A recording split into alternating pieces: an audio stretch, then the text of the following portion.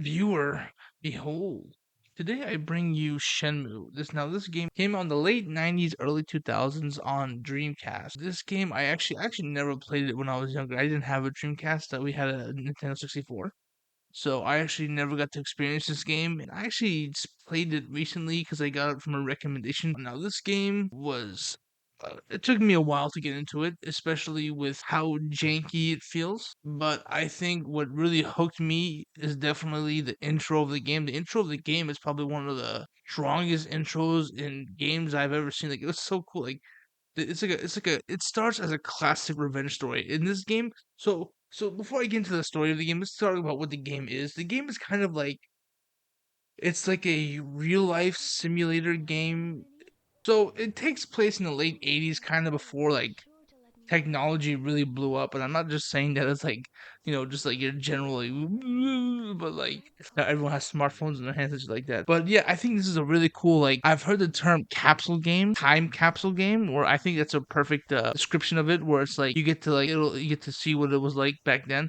And it's cool because you don't have any phones or cameras. You have to find everything out from talking to people, and that's why I say it's like a detective type game, because you have to you pretty much are given keywords and information, and as the main character Rio, or as we like to call him Shenmue, you have to talk to people and find clues and pretty much find out who this guy was killed your dad. It's really sad because the poor guy sees his dad die right in front of him, and like it gets you into it. Like you're really into the game. You're like, oh shit, oh, that was some real shit. Let's get into this shit. Ugh, time to slap some dicks. Let's go. The only thing that did not age, like everything else, did not age well. The combat is probably the best part of the game, but I'll save that for a little bit later. Um, One of my favorite parts. That's probably the thing I look forward to the most.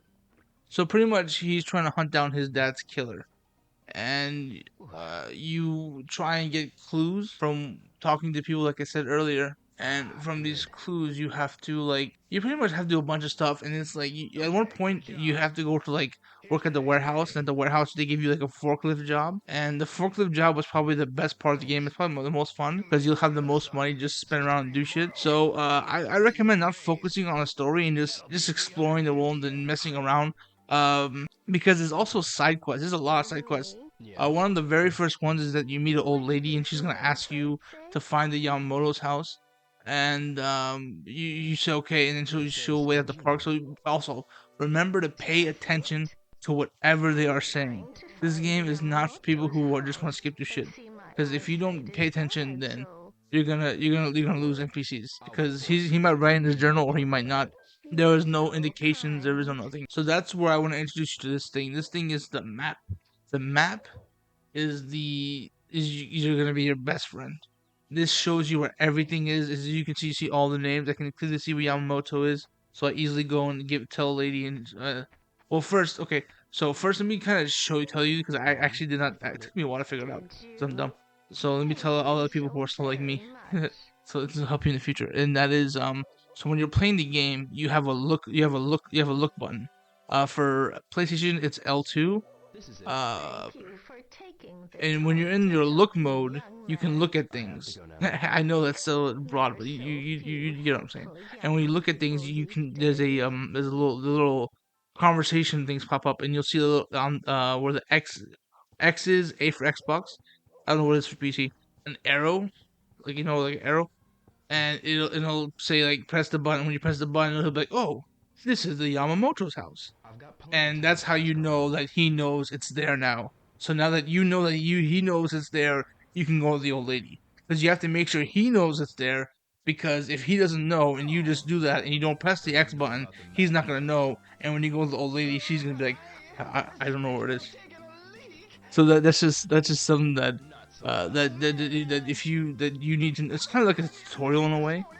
So also, the fun thing about it being an '80s game is that you get a job as a forklift, and he has no certifications like now. Like you need to have like 4 different licenses to drive this, to get hired for a forklift driver.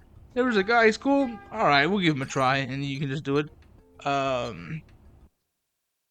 So yeah, once you get the money from the forklift job, you can just pretty much do whatever you want in the game. Just feel free to explore. There's an arcade you can go to. There's a a convenience store. The convenience store was pretty cool. I like going to the convenience. You know all those videos they have of like dudes just going to a convenience store and like buying random shit and eating it. Like I never like now you can do that shit in Shenmue, dude. Do that shit as a virtual character, dude. Fuck watching something. Do that. Do that as a virtual character, man. And that's what I think is funny because it's cool because like you could buy these batteries with like the Sega guy on it. And I think that's like the president or some dude, probably like the creator himself. Who knows? I think that's really cute. And also, hey, they have so much music and cool stuff.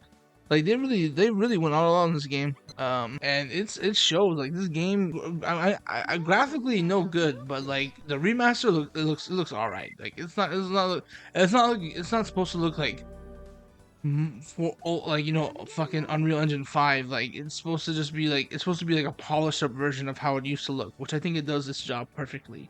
So if you want like Unreal Engine 5 type shit, you're not gonna dude, you've already clicked out of the video. Let's be real. But if you are interested in like old school like type gems, I think this is a great thing. Also, another thing is a golden gem in this game is the '90s dub. Now, if you don't know what '90s dub is, like you don't know, but like '80s '90s dub is the greatest dub ever. Like these guys didn't give a fuck. They were just saying whatever they thought would work for the plot. Like they would just say like, oh, he seems to do with the Starfish like this. Like these guys in Japanese are saying completely different shit, and they're just saying what they feel like is right to say, and it's so good. And like that's why I feel like Shenmue is best played in dub. There are some people who want to play in the original Japanese dub, but I think the English dub is where this game shines the most, and that's where like you get some of the best lines. Like, tell me, do you know any Chinese people? Like. He's just going up to random people and saying that. Like, I know it's like that, but it's just so funny. Also, it's cool because you also get a mentality that's kind of dead now. You get to talk to older people who have this older mentality of people that back then. Maybe this was just who the artist thought, or maybe whatnot. But I think that's really cool, especially when like they say shit like, "Oh, I gotta keep busy, otherwise I'll get depressed" and shit like that. I'm like, "Oh, damn." Huh. Looks like times haven't changed at all. Now let's get into the combat. The combat is the best. I love the combat, dude. When you beat the game, they give you a 70-man battle mode. Oh man, I had so much fun in that mode. Like the ending when they just go in. I think the combat in this game is a lot of fun. I can see why they revamped it for Yakuza because it's such a great system. And even now, like I was saying, shit was janky, but like once you figure out the combat, it's like it's a lot of fun because you have your square, which is your punch, triangle, which is your kick, circle, which is a grab, X is dodge, and it just feels cool and it looks cool and like that's all I can say is like this guy is actually a pretty badass type character. And like you get like quick time events where like the cuts just will happen in cutscenes and you have to press it accurately. And this guy is a fucking G. Like he can fuck people up, dude. But also this game is actually cool.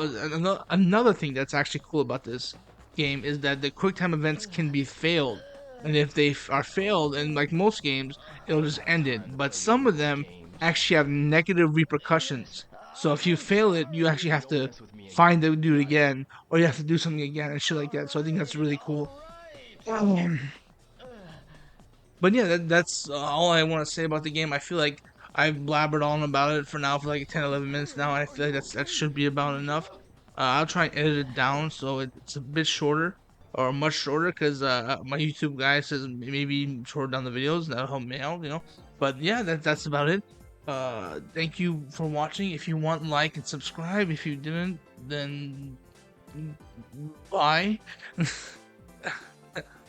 But yeah, thank you guys so much. Until next time, gentlemen and ladies. Peace.